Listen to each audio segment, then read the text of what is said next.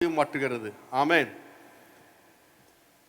சபை ராஜ்யத்தின் வெளிப்பாடு. சபை என்பது ராஜ்யத்தின் வெளிப்பாடு. சபை மிக முக்கியம். சபை கூடுதல் மிக மிக முக்கியம். ஞாயிற்றுக்கிழமை நீங்கள் எங்கே இருந்தாலும், எந்த ஊரில் இருந்தாலும், எங்கே போனாலும் ஞாயிற்றுக்கிழமைனால் நீங்கள் சபையில் போய் பங்கு பெறுவது மிக மிக முக்கியமான காரியம். அந்த சபை ஆனது என்ன செய்யுமா, அங்கே சபையில் தான் அவர் அனந்த ஞானத்தை, ராஜ்யத்தில் உண்டான அனந்த ஞானத்தை அவர் சபை மூலமாய் நமக்கு என்ன செய்கிறார், வெளிப்படுத்துகிறார். அப்போ சபைனா என்ன? சபை என்றால் ஏதோ ஒன்றாக கூடி வந்து ஆராதிப்பதோ, அது சபை என்பது எல்லாம் சொந்தக்காரங்களாம் சேர்ந்து எல்லாம் சேர்ந்து இருந்து ஒரு சபையாக ஆக்குவது, அப்படிலாம் இல்லை. சில சபையெல்லாம் பார்த்தீங்கன்னா ஒவ்வொருக்கும் அங்கே ஓட்டு இருக்குது, பிசி மெம்பர் இப்படி என்ன செய்கிறாங்க, டிசி மெம்பர்லாம் இருக்குது. ஆனால் சபை என்பது எல்லாவற்றையும், எபேசியர் 1:21, எல்லாவற்றாலும் நிரப்புகிற நிறைவான சரீரமான சபை. எப்படிங்க அது? சரீரமான சபைக்கு அவர் எல்லாவற்றுக்கு மேலாக தலையாக அவர் தந்தளினார். ஆமென். சபை என்பது ஒரு சரீரம். சொல்லுங்க, சபை என்பது ஒரு சரீரம். சரீரம்னா என்ன அர்த்தம்? சரீரத்தில் எத்தனை மூக்கு இருக்கணும்? அல்லேலூயா. எல்லாம் மூக்காக இருந்தால் என்ன செய்யும்? நான் அவர் பண்ணுறதை நானும் பண்ணுவேன், அவர் செஞ்சதை நானும் செய்வேன்னா எல்லாம் மூக்காக இருந்தால் பார்க்கறதுக்கு பயம் வந்துடும், யோசிக்க முடியாது. ஆமாம். காது எத்தனை இருக்கணும்? காது 2. என்ன அவங்க மட்டும் 2, நாங்களும் ஒன்று காதாக இருக்கணும், எல்லாம் காதாக இருந்தால் யோசித்து பாருங்க. கற்பனை பண்ணாலே பயமாக இருக்குது. அப்போது சரீரம் அப்படிங்க, சரீரம்னா சரீரத்தினுடைய அவயமாக இருக்கணும் நம்ம சரீரத்தில். ஆமாம். ஒருத்தர் ஒரு கை, ஒரு கால் செய்கிற வேலை கை செய்ய முடியாது, கை செய்கிற வேலை கால் செய்ய முடியாது. இப்போ இந்த அவயமாகி இந்த சரீரத்தை சொல்லுங்க, இந்த அவயமாகி இந்த சரீரத்தில் கிறிஸ்து தலையாக இருக்க. சொல்லுங்க, கிறிஸ்து. அப்போ இந்த சரீரமான சபை இங்கே கிறிஸ்து என்ன செய்கிறாரு, தலையாக இருக்கிறார்.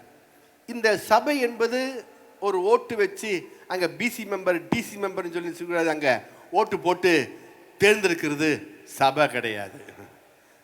அல்லேலூயா. சில சபை செய்கிறாங்க, ஓட்டு போட்டு தேர்ந்தெடுக்கிறாங்க, கமிட்டி மம்டி அப்படிலாம் வச்சுக்கிறாங்க. இங்கே கமிட்டியும் கிடையாது, மம்டியும் கிடையாது. அல்லேலூயா. எந்த கமிட்டியும் கிடையாது, மம்டியும் கிடையாது. கர்த்தர் மட்டும் தலையாக இருப்பார். அல்லேலூயா.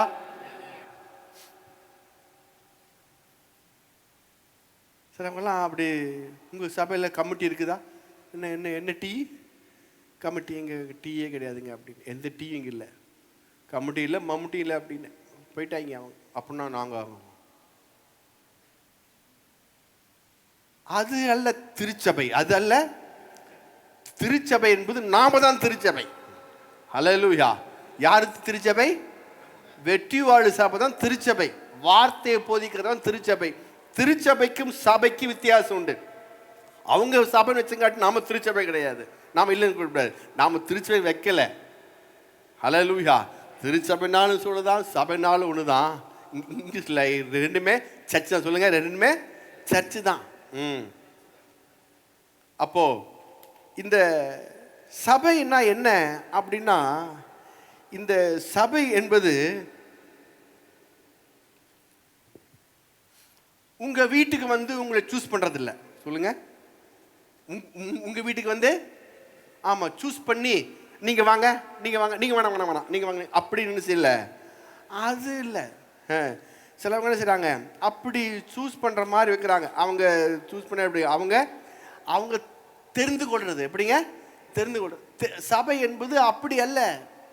வேதம் சொல்கிறது, யோவான் சுவிசேஷம் 15வது அதிகாரம் 16ஆம் வசனம், நீங்கள் என்னை தெரிந்து கொள்ளவில்லை போதும். அங்க என்ன போட்டிருக்கு?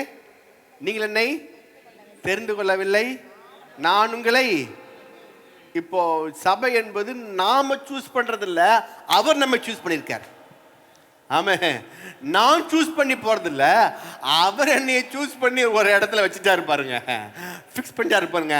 அப்ப அந்த இடம் எந்த இடம்? அதான் போட்டிருக்கு, நீங்களும் நானும் அவரால் மீட்கப்பட்டு கூடி வந்திருக்கிறோம். நீங்கள் நாம் நேருங்க, அவரால் மீட்கப்பட்டவர்கள். எப்படி மீட்கப்பட்டிருக்கிறோம்? எடுத்து வாசிங்க. 1 பேதுரு புஸ்தகம் 1ஆம் அதிகாரம் 19ஆம் வசனம். குற்றமில்லாத மாசற்ற ஆட்டுக்குட்டியாகிய கிறிஸ்துவின் விலையேறப்பெற்ற இரத்தத்தினாலே மீட்கப்பட்டீர்கள் என்று அறிந்திருக்கிறீர்களே. இப்போ நாம எப்படி மீட்கப்பட்டிருக்கோம்? குற்றமில்லாத மாசற்ற ஆட்டுக்குட்டியாகிய கிறிஸ்துவின் வெளியேறப்பட்ட இரத்தத்தினாலே மீட்கப்பட்டிருக்கும். அப்போ இந்த மீட்கப்படும் என்றால் இந்த நான் எப்படிப்பட்ட சபை இது? மீட்கப்பட்டவர்கள் கூடியிருக்கிற சபை தான் திருச்சபை. ஹல்லேலூயா. அப்போ நானும் நீங்களும் மீட்கப்பட்டவர்கள். எப்படி மீட்கப்பட்டவர்கள்? இரத்தத்தால் மீட்கப்பட்டவர்கள். குற்றமில்லாத மாசற்ற ஆட்டுக்குட்டியாகிய கிறிஸ்துவின் வெளியேறப்பட்ட இரத்தத்தினாலே நானும் நீங்களும் மீட்கப்பட்டிருக்கிறோம். ஹல்லேலூயா. மீட்கப்பட்டவர்களாய் கூடியிருப்பதனாலே இது தேவனுடைய ராஜ்யம் இந்த சபையிலே கிரியை செய்கிறது. ஹல்லேலூயா. அதான் சொல்றாரு, அவர் ஜெபிக்கும் போது சொல்றாரு, என்ன சொல்றாரு? பரமண்டல பிதாவே, நாமும் வசப்படுவதாக, உம்முடைய ராஜ்யம் வருவதாக. உம்முடைய ராஜ்யம் பரலோகத்தில் செய்யப்பட்டது போல பூமியில். அப்போ பரலோகத்துல எப்படி ஒரு ராஜ்யம் எப்படி பரலோகமா இருந்துச்சோ அதே போல பூமியில சபையானது அந்த பரலோகத்தையே ஸ்தாபிக்கிற சபையாய் மாற வேண்டும். ஹல்லேலூயா. அப்போ ஏன் அவர் அப்படி சொல்லி ஜெபிக்க சொன்னாரு? ஏதாச்சும் தெரியுமா? ஏன் அப்படி சொல்லி ஜெபிக்க சொன்னாரு? பூமி யார் உண்டாக்குனாரு? கர்த்தர். ஆமா, அவர் உண்டாக்கப்பட்ட பூமியை அவர் சபிக்க மாட்டார். ஹல்லேலூயா. அதான் சொல்றாரு, ஆதியாகமத்தில் போட்டிருக்கு, உன் மூலம் தான் பூமி சபிக்கப்பட்டிருக்கு, நான் பூமி சபிப்பதில்லை. உன் மூலமாய் நீ உன் மூலம் தான் பூமி சபிக்கப்பட்டிருக்க, நான் பூமியை ஏன்னா நான் உண்டாக்குனால நான் சபிக்க மாட்டேன். அவர் நம்மை உண்டாக்குனால நமக்கு அவர் சபிக்கிறதே இல்லை. ஏன்? அது சாபம் நம் மூலமாய் தான் உண்டாகுது, நாமும் பண்றதுனால உண்டா. எனவே அவர் உண்டாக்குன பூமியை பரலோகமாய் மாறும்படி அவர் ஆசைப்பட்டிருக்கிறார். ஹல்லேலூயா. இப்போ நான் கேட்குறேன், உங்க வீட்டு பக்கத்தில் உங்க வீட்டு பக்கத்துலையோ உங்களுக்கு பிடிக்காதவங்க உங்ககிட்ட பக்கத்தில் வந்துட்டாங்கன்னா நீங்கள் என்ன செய்வீங்க? மாமனாரோ மாமியாரோ அம்மாவோ யாருனாலும் சொந்தக்காரங்க யாரோ ஒருத்தர் உங்களுக்கு பிடிக்காதவங்க உங்கள் வீட்டு பக்கத்துலையோ உங்கள் வீட்டு பக்கத்துலையோ உங்ககிட்டே வந்துட்டாங்கன்னா, பக்கத்து வீடாக இருந்துச்சிங்கன்னா, அப்போ என்ன செய்வீங்க நீங்கள்? கொஞ்சம் யோசித்து பாருங்க, கொஞ்சம் யோசித்து பாருங்க எப்படி இருக்கணும் அப்படின்னு. அவ்வளோதான், வீட்டை திறக்கவே மாட்டீங்க, ஜன்னல் அந்த சைடே திறக்க மாட்டீங்க.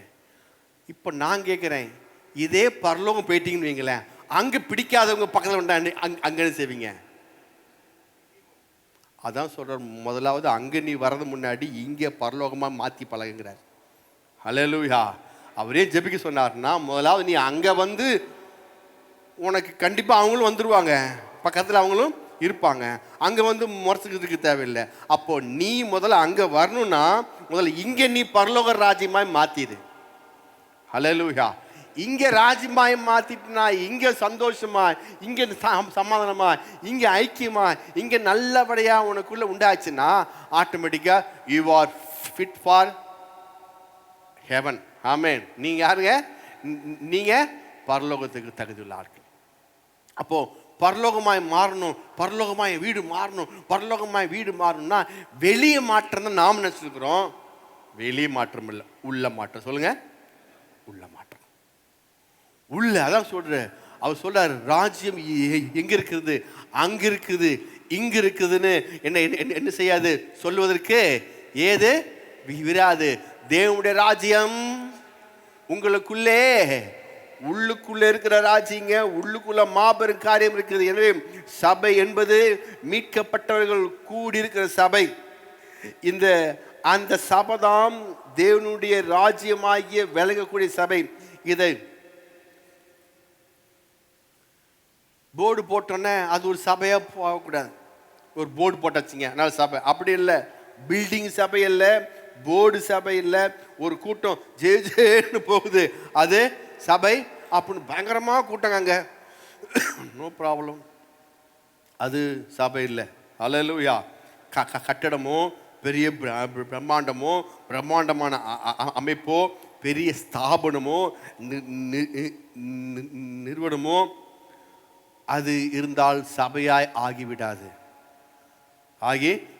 ஏன் இப்படி வராதுன்னு சொல்லி இயேசு சொல்லிட்டாரு. இயேசு இப்படி வராது, தேவனுடைய ராஜ்யம் இப்படி வராது, நீங்க காண்கிற பிரகாரமா இருக்காது. அது உள்ளே நடக்கிற விஷயம். உள்ளே நான் மீட்கப்பட்டேன் என்ற நம்பிக்கை எனக்கு இருக்கிறதா? நான் மீட்கப்பட்டனா உள்ளே இயேசு வாசம் பண்ணுகிறாரா?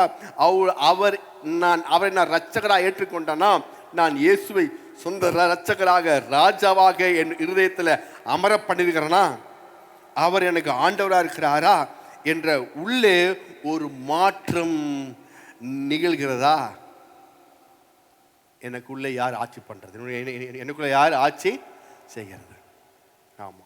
இப்போ இப்படிப்பட்டதான கேள்வியோடு நாம் இருப்போம் என்றால், எனக்குள்ளே அவர் வந்து ஆளுகை செய்கிறார். அவர் வந்து ஆளுகை செய்தனால நான் ராஜ்யத்தின் ஒரு புத்திரனாய், ராஜ்யத்தின் அங்கமாய், நான் ராஜ்யத்தின் மகனாய் மாற்றப்படுகிறேன். அல்லேலூயா. யோவான் பாருங்க, யோவான் சுவிசேஷத்தில் பார்க்கும்போது அங்கே ஒருத்தர் வராரு. யோவான் சுவிசேஷம் 3ஆம் அதிகாரத்தில் பார்த்தீங்கன்னா அங்கே ஒரு அவர் ரொம்ப பெரிய ஆள். 3:1. யூதருக்குள்ளே அதிகாரியான நிக்கோதேமு என்னப்பட்ட பரிசேயன் ஒருவன் இருந்தான். அவன் ராக்காலத்திலே இயேசுவினிடத்தில் வந்து, ரபி, நீர் தேவனிடத்திலிருந்து வந்த போதகர் என்று அறிந்திருக்கிறோம்.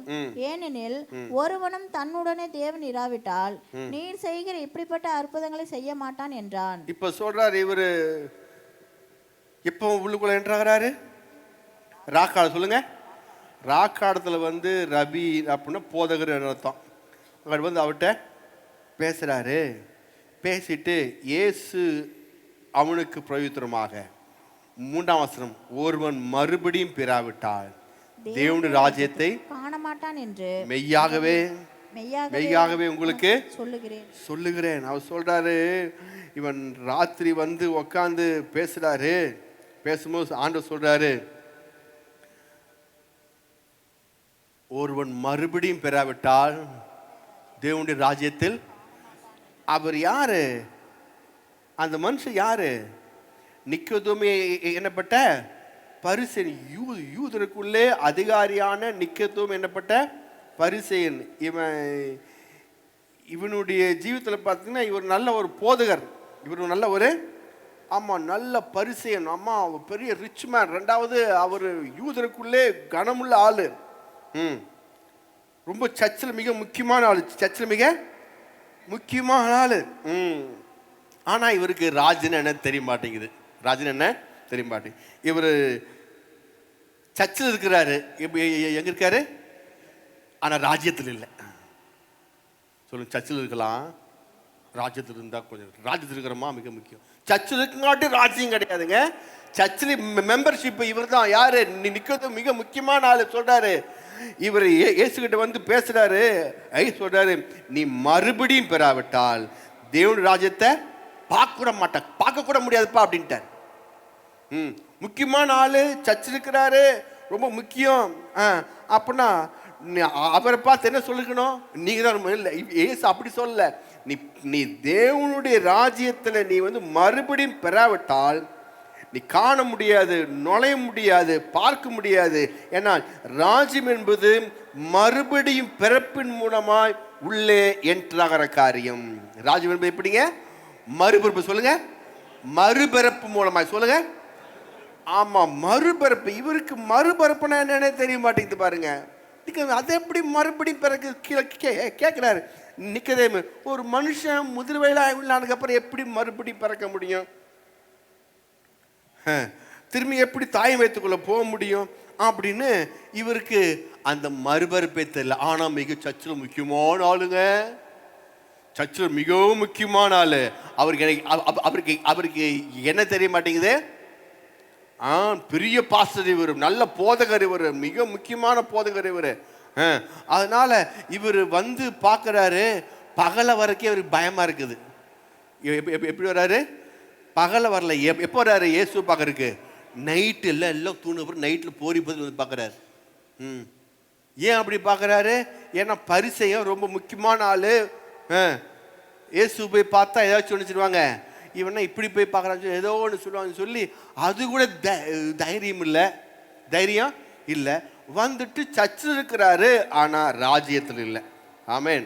அப்போ ராஜ்யத்தில் இருந்தவென்றால் அந்த ராஜ்யம் என்ன?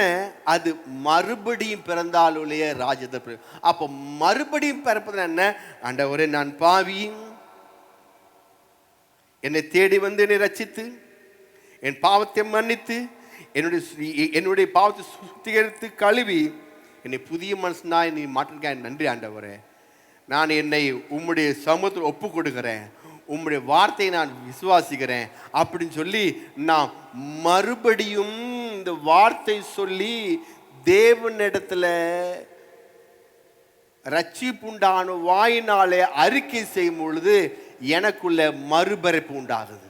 எனக்குள்ள அந்த மறுபிறப்புனா என்ன அப்படின்னா, அது மறுபடியும் பிறந்ததுக்கு அப்புறம் நான் திரும்பி நான் மற்ற காரியங்களுக்குள்ள எனக்கு வந்தாலும் ஈடுபாடு இருக்காது. எப்படி இருக்காது? ஈடாமா. அதான் மறுபிறப்பு. சரிங்களா? நான் கோபப்பட்டாலும் அந்த கோபம் ரொம்ப நேரம் இருக்காது, 2 செகண்ட் மாறிடும். ஹல்லேலூயா. ஏன்? மறுபடி பிறந்துட்டீங்க. ஆமே. நான் பொய் சொன்னாலும் அந்த பொய் ரொம்ப நேரம் இருக்காது, 2 செகண்ட் மாறிடும். நான் மறுபடியும் பிறந்துட்டேன். என்னுடைய பாவ செயல் ஏதோ பக்கம் போனாலும் அதுக்கப்புறம் 2 செகண்ட்ல மாறி நான் மறுபடி பிறந்துட்டேன். ஹல்லேலூயா. மறுபிறப்பு என்பது சர்ச்சைக்கு சேர்வதோ இல்லை, தேவனுடைய ராஜ்யத்தில் பிரவேசிப்பது. தேவனுடைய ராஜ்யம் எனக்குள்ளே பிரவேசிக்கிற காரியம் தான் மறுபிறப்பு. சர்ச்சில் சேர்வது மூலமாய் ராஜ்யத்தில் பிரவேசிக்க முடியாது. கிறிஸ்துவ மதத்தில் சேர்வது மூலமாய் ராஜ்யம் உள்ளுக்குள்ளே வர முடியாது. ஏதோ ஒரு இன்ஸ்டியூஷனில், ஒரு கிறிஸ்துவ ஸ்தாபனத்தில், கிறிஸ்துவ இடத்துல அங்கே போய் ஒரு ஜாயின் பண்ணி ஒர்க்கு வேலை செய்ததுனால எனக்கு ராஜ்யத்துக்குள்ள நான் போகவே முடியாது. எனக்குள்ளே நடக்கிற காரியம் எனக்குள்ளே. அப்போ இந்த நான் தேவனால் பிறக்கிறேன். நான் யாருங்க?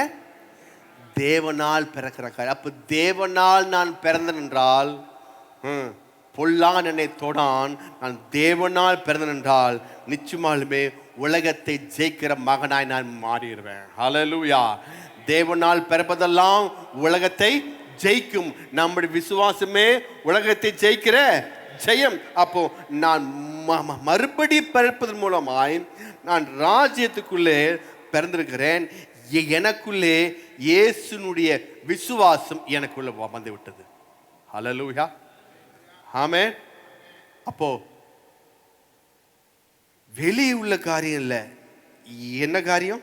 உள்ளுக்குள்ள. சொல்லுங்க. உள்ளுக்குள்ள பெரிய மாற்றம். உள்ளுக்குள்ள பெரிய மாற்றம். உள்ளுக்குள்ள பெரிய மாற்றம் எனக்கு உண்டாக அது வெளியே தெரியும். அது எப்படி வெளியே தெரியும்? அப்போ நான் உள்ளுக்குள்ள பிறந்தனாங்கிறது எப்படி தெரியும்? அதே அதிகாரம் 1 பேதுரு புஸ்தகம். நான் எப்படி பிறந்தேன் என்று நீங்க என்ன செய்ய முடியும்? ஃபர்ஸ்ட் நீங்க அதை நல்லா யோசித்து பாருங்க. 1 பேதுரு புஸ்தகம் 1ஆம் அதிகாரம் 23ஆம் வசனம். அழிவுள்ள வித்தினாலே அல்ல, என்றென்றைக்கும் நிற்கிறதும் ஜீவனுள்ளதுமான தேவ வசனமாகிய அழிவில்லாத வித்தினாலே மறுபடியும் ஜெனிப்பிக்கப்பட்டிருக்கிறீர்களே. தேவ வசனமாகிய அழிவில்லாத வித்தினாலே நான் இருக்கிறேன் மறுபடியும் சொல்லுங்க, மறுபடியும் டெய்லி மறுபடியும் உள்ள நான் பிறக்கிற ஒரு மனுஷனாய் மாறுகிறேன். தேவனுடைய ராஜ்யம் உள்ளே நடக்கிற காரியம். ஆமென்.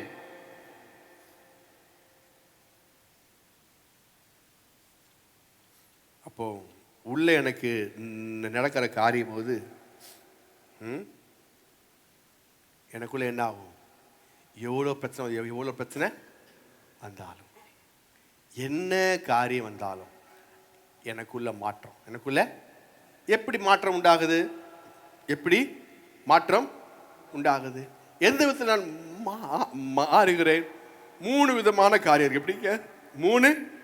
3 விதமான காரியம் இருக்குது. ஒன்று, 3 விதத்தில் நான் பார்க்கும்போது பார்த்தீங்கன்னா, ஃபர்ஸ்ட் ஒரு பிரச்சனை சொல்லியிருந்தாங்க. உள்ளுக்குள்ள ஒருத்தருங்க வந்தாங்களாம். க்ளோஸ் பண்ணுங்க. பிரச்சனை உள்ளுக்குள்ள ஒருத்தர் வந்தாங்களாம். வந்தோடனே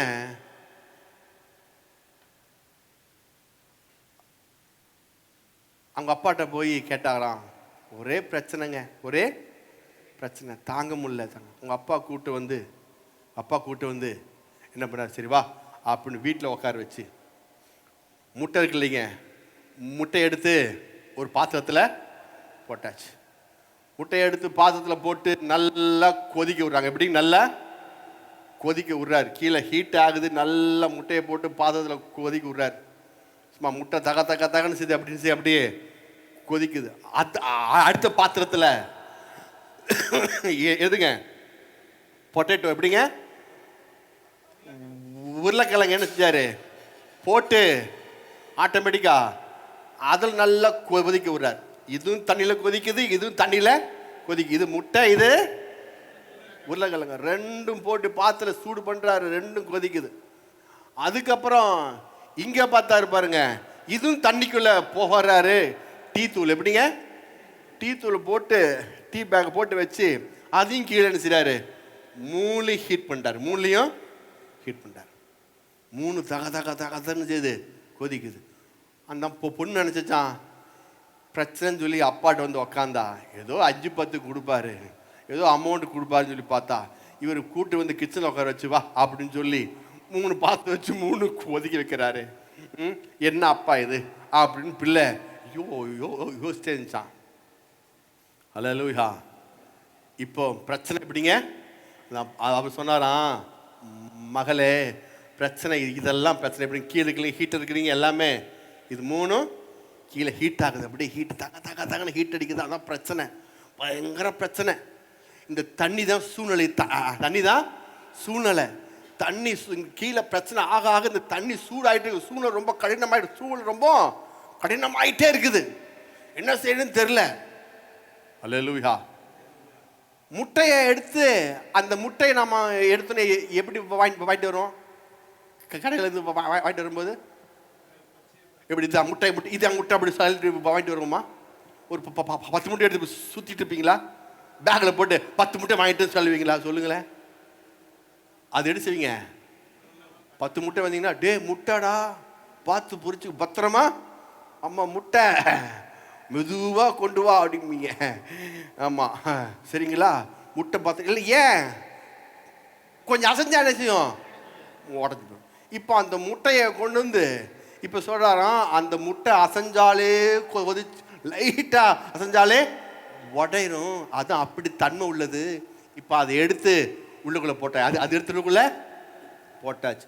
போட்டோன்னே நல்லா கொதிச்சு பாருங்க. கொதிச்சோடனே முட்டையை எடுத்தாராம். முட்டையை எடுத்து கீழே போட்டால் கூட என்ன செய்யுது? முட்டை உடையதில்லை, கடினமாயிடுச்சு. எப்படிங்க? கடினமாயிடுச்சு. சார் அவங்க சூழ்நிலை பிரச்சனை அதிகம் ஆக சூழ்நிலை போட்டு ஹீட் ஆக அவங்க அவங்க அவங்க அவங்க எப்படி ஆயிடுவாங்க? கடினமாயிடுவாங்க. சொல்லுங்க, என்ன வேணும் அப்படின்றாங்க. இன்னும் தெரியல, இந்த ஆளுக்கு எங்கேயோ பிரச்சனை பிடிச்சாட்டு இருக்கு.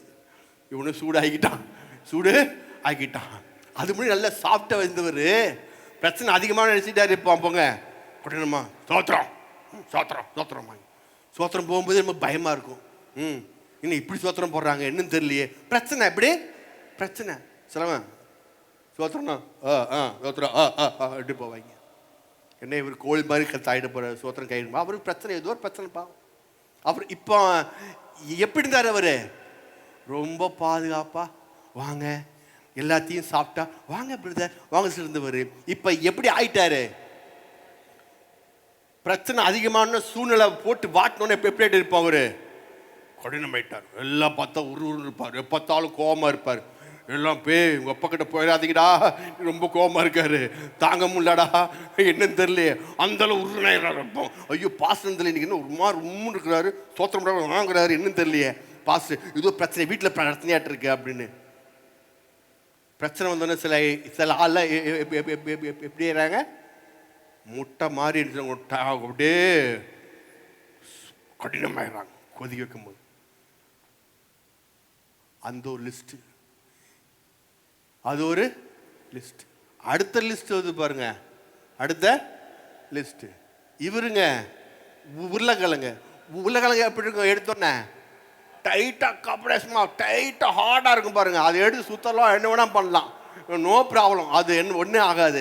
ஆனால் அந்த உருளைக்கிழங்கு எடுத்து கொதிக்க வச்சிங்கன்னா கொஞ்சம் கொஞ்சம் போனால் கொலகொலன்னு ஆகி போயிடும். இப்படி ஆகி போயிடும்.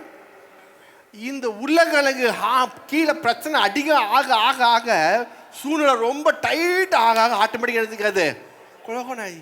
இந்த இவர் என்னங்க இப்படியும் பேசுகிறார் அப்படியும் பேசுகிறாரு, கொலகொலன் ஆயிட்டாரு. அப்படி ஆயிட்டாரு பிரச்சனை. ஆமா ஆமா ஆமா ஆமா எல்லா பக்கம் இந்த ஆள் தலையாட்டுறான்.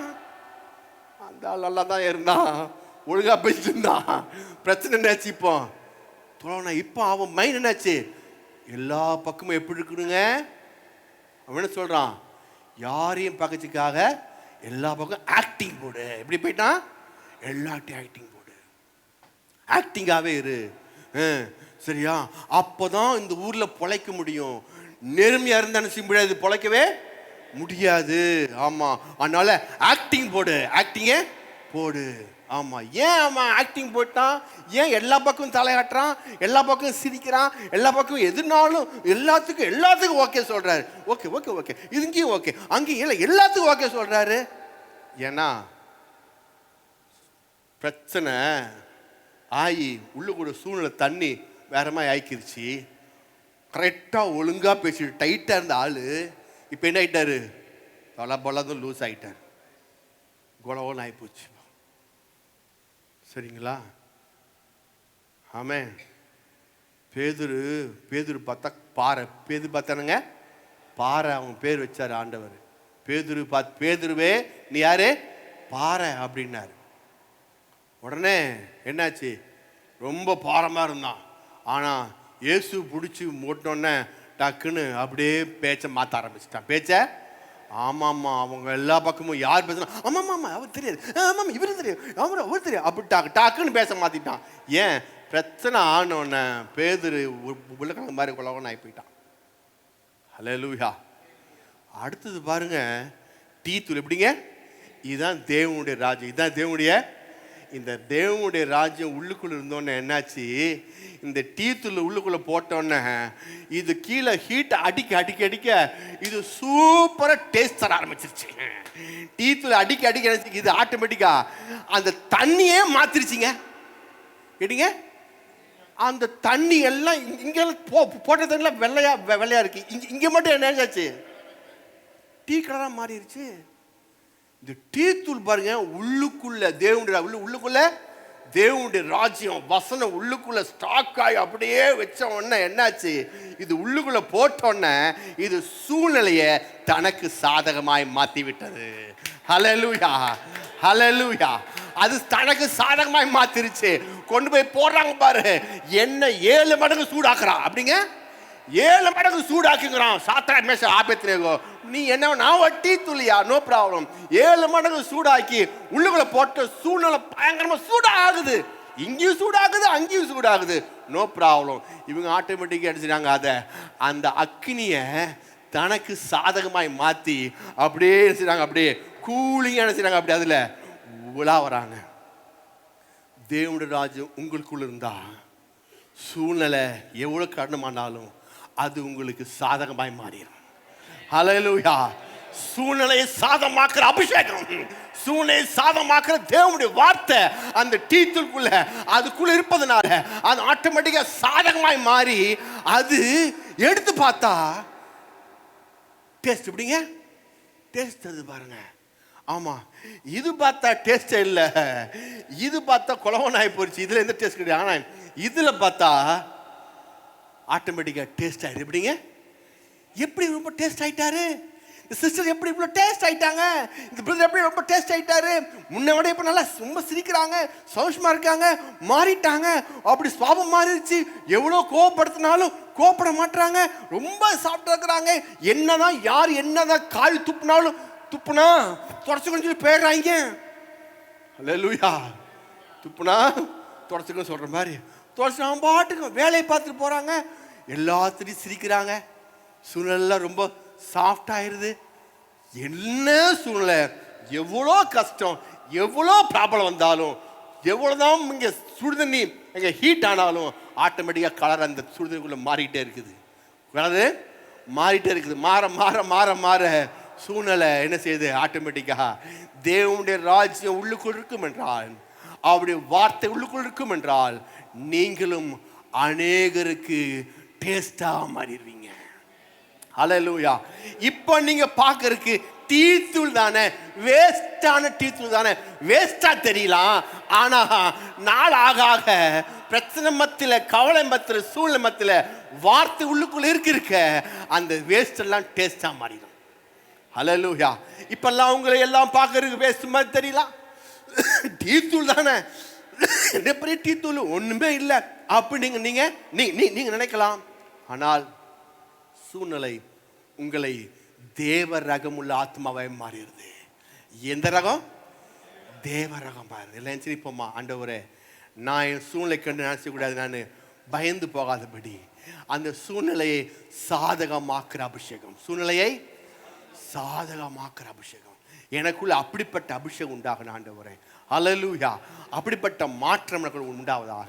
எனக்குள்ள ஆண்டவரே எவ்வளோ பிரச்சனை வந்தாலும் நான் உடஞ்சி நான் கத்தாவரஜா நான் ஹார்ட் ஆகாதபடி, என்னுடைய இருதயம் கடினமாகாதபடி, கத்தாவே நான் பிரச்சனை மத்தியில் என்னுடைய இருதயம் அப்படியே ஆக ஆக பார்வோனுக்கு என்னாச்சுங்க? ஆட்டோமேட்டிக்கா நான் நல்லா இருந்த பார்வோனு பிரச்சனை வந்தோடனே இந்த மோசே போய் எல்லாம் பண்ணோடனே அவனுடைய இருதயம் கடினமாயிடுச்சு.